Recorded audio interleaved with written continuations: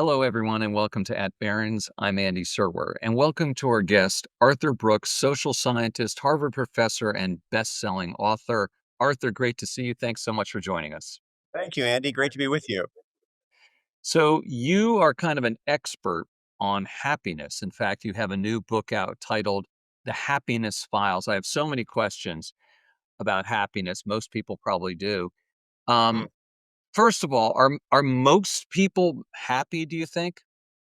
Happiness is a relative concept, of course, and the biggest problem is that people answer it in different ways. The general answer to that question is that most Americans are fairly happy, but everybody could be happier, and everybody wants to be happier. The problem is that this thing that we most want is utterly mysterious to most folks. The reason being that most people actually define it incorrectly. Most people think that happiness is a feeling. Happiness is not a feeling. Feelings are related to happiness, like the smell of your turkey is related to your Thanksgiving dinner. It's evidence of your happiness. And so the first thing I need to talk about in my classes at Harvard on the science of happiness and with business audiences and everybody else I talk to is defining happiness, really defining it in a scientific way such that you can actually start the entrepreneurial project of getting happier. Yeah, I was gonna ask, so how do you quantify it? In other words, on a scale from 1 to 10, this is the first inning, the 5th inning of happiness. What do you do? Well, you go to large swaths of the population and you ask them anonymously because you can't ask somebody how happy are you in front of somebody's spouse. They will lie. You have to ask people in an environment where you can actually trust their answers, and you do generally ask it in the following way. You know a lot of people in your life. Let's just say that the happiest person you've ever met is a 10 and the unhappiest person you've ever met is a 1. What's your number? All things considered, not today, not at this moment, but at this point in your life. That gives you very accurate answers. And what it's reflecting is a combination of three phenomena in people's lives: their level of enjoyment of their lives, their level of satisfaction in their accomplishments and activities, and their sense of meaning of their lives. Enjoyment plus satisfaction plus meaning add up to this happiness number that people can self-assess relatively in a relatively stable and accurate way. Maybe this is axiomatic as sort of the flip side of what you just talked about, but why are people unhappy, and what can they do to change that?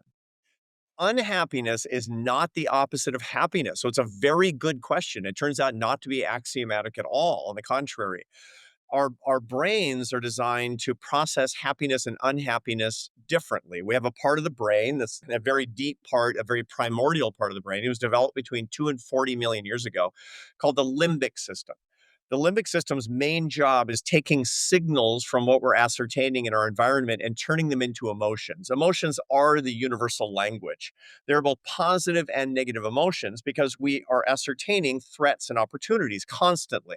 In the ancestral environment, there were lots of ways to get food and mates, but also lots of threats that we could become a leopard's lunch if we're not being careful. And so the result is that we have all of these positive and negative emotions that are saying, approach this, avoid that. That's what emotions are really for. When we feel happy, it generally means it's because we are sensing positive emotions. When we're feeling unhappy, it's because we're sensing negative emotions, and they're not mutually exclusive. They're being produced in literally physically different parts of the limbic system. That's why a quarter of the population is both above average in both happiness and unhappiness. Andy, you might be an unusually happy and an unusually unhappy person. That's an affect profile, a mood profile that in my business we call the mad scientist. And guess who where I find the most mad scientists? The answer is CEOs. Is the answer is the Barron's audience. Everybody watching us today, well, hello, fellow mad scientists. Oh, I was gonna get to that, those business people, Arthur. So, let's just start with leaders, CEOs, maybe presidents of the United States. Do they generally exude, or are they more happy and unhappy?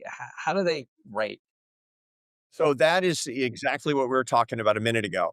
They tend to be high affect people. Leaders in America in particular tend to be extroverts. They tend to feel things very deeply. And that means that they are usually above average in positive affect, in positive emotion, but they're also above average in negative emotion. This is how we ascertain that they're deeply involved in what they're doing. One of the reasons people vote for politicians is because they look really involved in everything.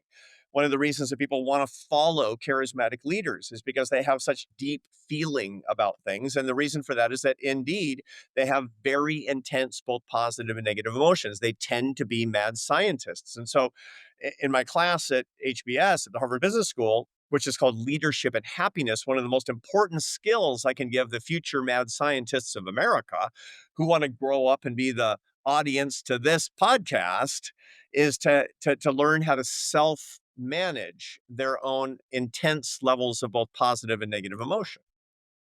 Follow up on that though, is the extreme version of mad scientist bipolar even? Well, so that's an interesting point. So bipolar disorder it has very much to do with oscillating in grand waves between depression and hyperactivity or mania is what it's known clinically as. There's a subclinical designation called hypomania, which is not bipolar. It's not bipolar disorder. It's not a mood disorder at all, but it's a subclinical version of that where people feel things very, very deeply. And that's where mad scientists tend to be. By the way, that's also where we find most of the entrepreneurs, the most inflecting entrepreneurs in the United States and around the world. They tend to have this it's what's called in my business, the hypomanic edge. These are the people that are all in, baby. And when things are wrong, they're really wrong. And when things are right, they're really, really right. And a lot of people listening to us right now are going, oh, wow, Arthur really knows me. Yeah, I see you, man. I see you. See, yeah.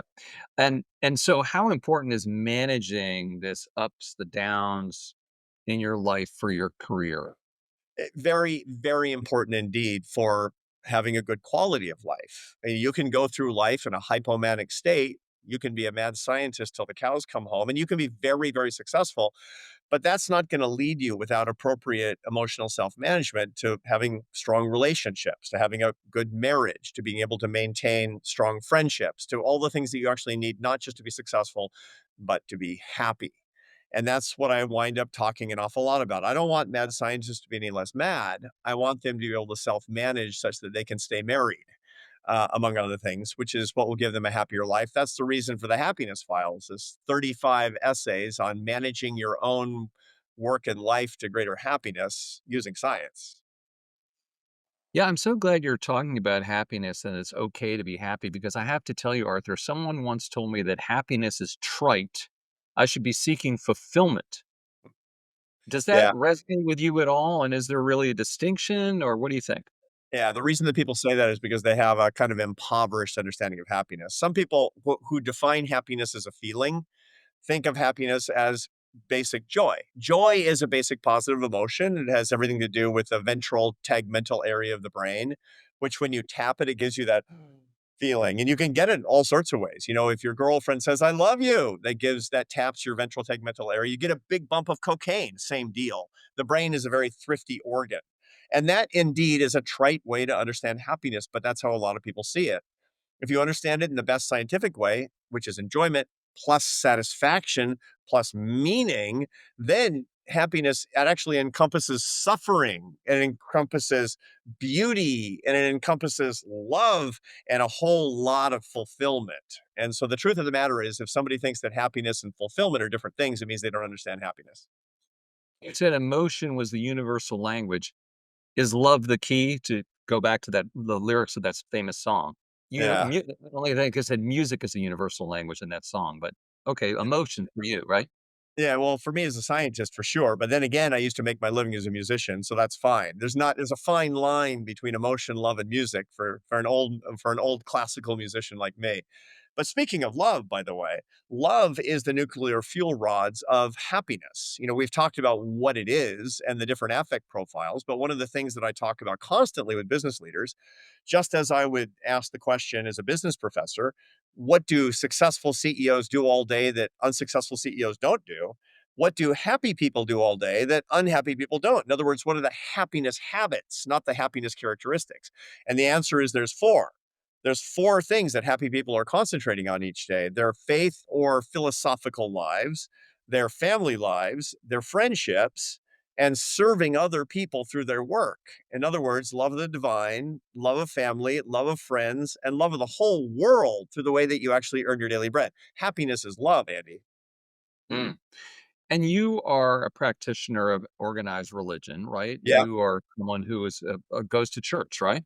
Yeah, I'm a Catholic, but, as a scientist also, one of the things that I try to do to optimize my brain chemistry is that I understand that my worship and my philosophical life, my spiritual life, are central to the effectiveness of my brain, the way that my brain works, and so that's one of the reasons. It's not the I mean, I actually do believe in God and I do practice religion, but I also one of the reasons that I go to mass every morning, this is how I start my day after exercising, is it's because it's part of the routine, the protocol on how I can be the most effective person possible.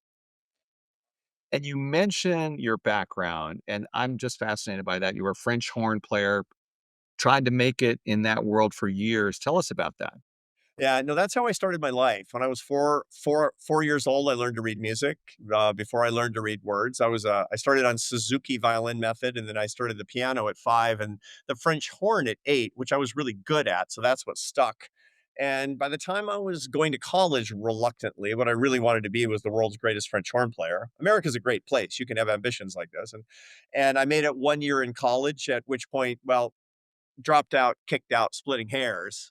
I went pro at 19 and spent the next 12 years full time as a French horn player. A lot of that in the Barcelona City Orchestra, where I kind of grew up and decided I wanted to go back to college and develop my brain as well as my lips. Someone recommended a prominent Wall Street CEO recommended your book, From Strength to Strength. And I've been reading. It's fascinating. It's really about how to get old well, right? Yeah. Yeah, yeah. It's how to actually understand the structure of your brain and creativity such that you can actually go from one strength as a young professional to your better strength as an older professional, not trying to keep doing what you used to do. The truth is, what you got you here is not going to get you into the future very effectively or very happily. And that's because that our intelligence changes. We have a fluid intelligence curve based on innovation and working memory, indefatigable focus. But after about 40, what's really salient and growing is crystallized intelligence, which is our inner teacher. It's our ability to recognize patterns, to use our wisdom, to use the library of information in our heads. We don't have to remember everything in a split second. We have to be able to teach people, recognize talent. And I talk in the book about why the brain does that and exactly how we can do it in each one of our lives, how we can be happier and more successful at 60 than we were at 30. But there are unhappy people out there in America today, maybe more than ever. I don't know. Maybe you can address that, but there is polarization. Why is there so much polarization and what can we do about it, Arthur? Yeah. So for your first question, is happiness going up or down? It's going down. And I don't want that to be true. This is one of the reasons I do my work.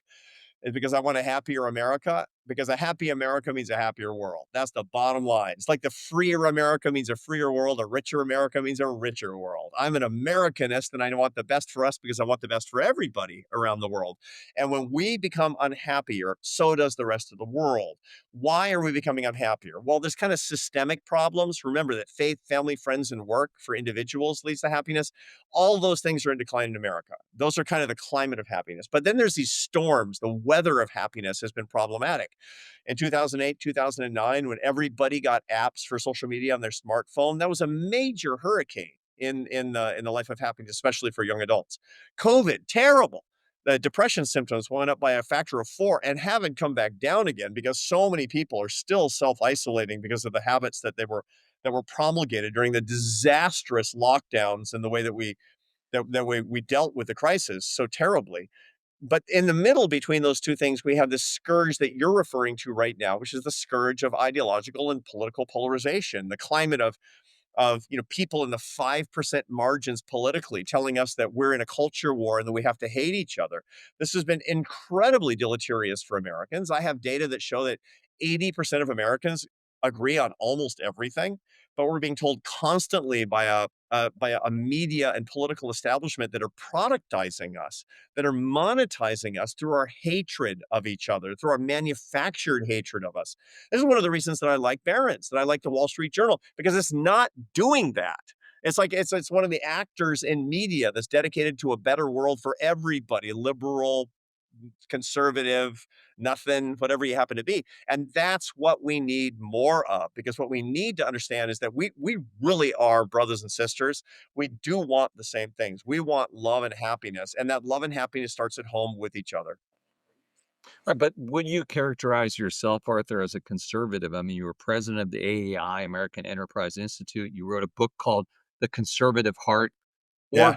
is it that the wrong question even? Yeah, I mean, I was the president of the American Enterprise Institute. I've never been, or for many, many years, I've been both affiliate. I've been registered as both a Democrat and a Republican over the course of my life, and for many years, I haven't been registered with either tribe. So the reason that I'm often called a conservative is because I'm pro-capitalism. I'm pro-America is what I really am. And I don't mean pro-America like everybody else is terrible. On the contrary, we have a responsibility as Americans, I believe, to make a richer, better, freer, happier world that's more at peace. That's the golden opportunity of what America is supposed to be. And so that's what I'm all about. I believe that the free enterprise system is America's gift to the world. I think that the ways that we're abridging it at home are really dangerous on both the right and the left, Andy. And I think that the way that the example that we make with both Democrats and Republicans of messing with the capitalist system that, by the way, has wiped out 80% of world poverty since I was a child. We mess with that. Literally, people die around the world. We talk about foreign aid, et cetera. Fine. But when we mess with the free enterprise system, that's the most dangerous thing that we can do for world poverty. And that's what I care about. I care about national security too. I care about family life and religion, et cetera, et cetera. But my main cause when it comes to public policy is bringing a better, freer world based on the rule of law and the free enterprise system and entrepreneurship to more people around the world, because I want to wipe out the last 20% of world poverty. And I know it's going to get it done. All right. I have to ask you, you teach at Harvard. There's a Yeah. lot of turmoil and controversy there. Is something wrong there? If so, what is it? Or is everything okay at Harvard? Or maybe something in between? Yeah, we're just misunderstood, Andy. No, I mean, the truth is, yeah, I mean, there's been a lot of trouble in higher ed for a long time. The main problem in higher ed is not a Harvard problem, it's a higher ed problem, which is that there's been too much activism and not enough inquiry. The truth of the matter is that the job of higher ed is to have dangerous ideas floating around in people's heads so they learn how to think, not what to think. Harvard is the greatest university in the world. They are. I mean, that's the reason I didn't go to Harvard. I tried. They didn't let me in. Apparently, we have higher standards for our students than we do for our faculty because I'm teaching there now. The reason I went there as a professor is because I wanted to be at the world's greatest university. And I believe it truly is. But it doesn't mean that it doesn't have the same problems as other parts of higher ed. Activism was too salient. There was too much angry grievance going around and not enough inquiry about the hard questions in life. And that turned things a little bit upside down and led to the current crisis. Now, we have great leadership at Harvard. Alan Garber and John Manning are our president and provost, the best we've had in a long time. And I believe that Harvard's going to prosper. One of the things that I found in the lives working with leaders is that when they have a personal crisis, that's what tends to make them better leaders. That's what tends to make them prosper even more. If it's not for suffering, you actually won't understand the course of your life and have the best possible life. That's also true for institutions. So right now it's really hard, but we're going to figure it out, and I'm convinced that we're going to be better as a result.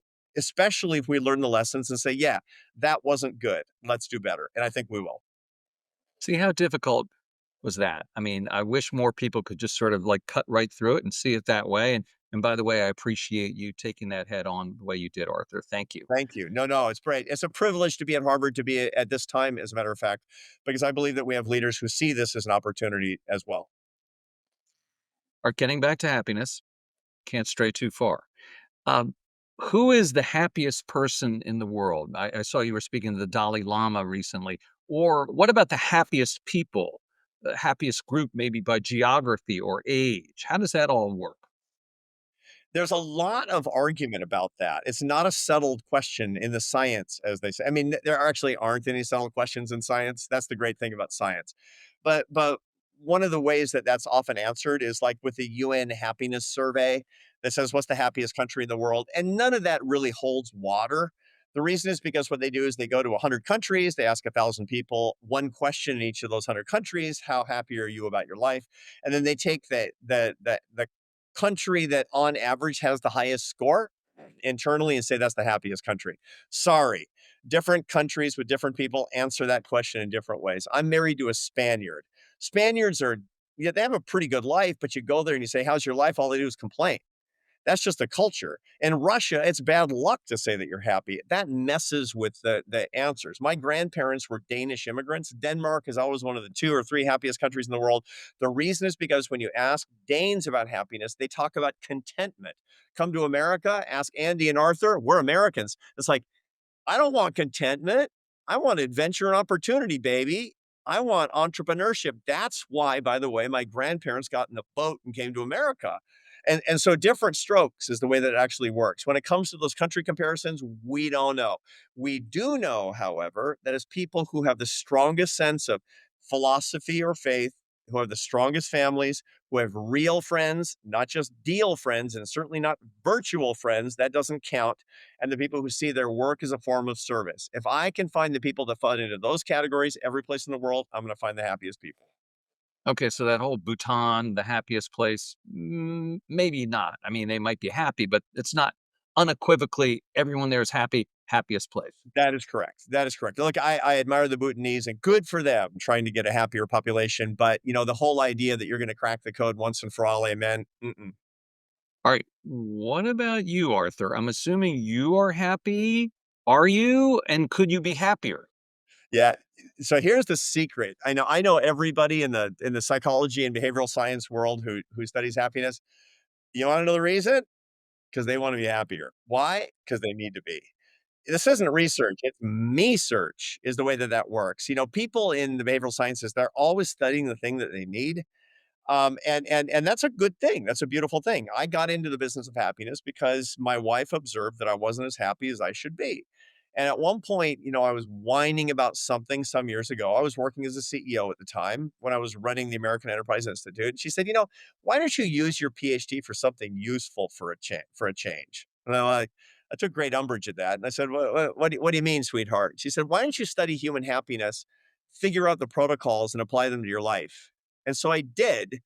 And that was about 5 years ago, 6 years ago when I started that. That's when I retired as a CEO and came to Harvard to teach happiness at the Harvard Business School. And I am literally 60% happier because of the three-part method that I put together, which is understand the science, change your habits, teach it to others. That's what I'm working on. And that's what I want a worldwide movement for. I want happier people all around the world. And I think that we've actually kind of cracked the code on how to get it done. It just takes concentration, work, and commitment. What a great epiphany she delivered to you, Oh, right? yeah. She's my guru. She's my guru. I mean, she leads me on paths of righteousness, Andy. And we all need somebody who actually shows us what really matters about what we're already doing, because sometimes we're so close to our work that we don't understand its own importance. And that's the case with my wife. My wife, by the way, is not a behavioral scientist. My wife is, she does actually talks for immigrant Spanish speaking women in the United States. And she is in a completely different line of work. But when she hears me going on and on and on about happiness and not taking my own advice, man, I'm going to hear about it. Final question, Arthur. Short of buying your new book, The Happiness Files, what's the best way for people to get started on those three keys that you talked about, or just to get started being happier? Yeah, to begin with, the most important understanding is don't actually think that the world needs to change for you to become a happier person. Very important. A lot of people are saying when the economy gets better, then I'll be happier. When my marriage improves, then I'll get happier. When my health gets better, then I'll be happier. Don't try to change the outside world. Start working to change yourself. And there's a million resources for doing that. Look for ways that, and it's not just some hack either. It's about the habits of the happiest people. That is easy to find. I read a column every Thursday morning in the Atlantic called How to Build a Life, 1,200 words every single week. And my column is just one example of many, many resources out there. Change your habits, change your own life, start managing yourself. And when you do that, the outside world doesn't have to change. Look, the outside world is what it is. But once you start changing yourself and you realize that you have leadership authority and managerial control over the enterprise that is your own life, you incorporated, that's when life really starts to change. Arthur Brooks, author of the new book, The Happiness Files. Thank you so much for joining us. Thank you, Andy. I appreciate it a lot. This is At Barron's. I'm Andy Serwer. We'll catch you next time.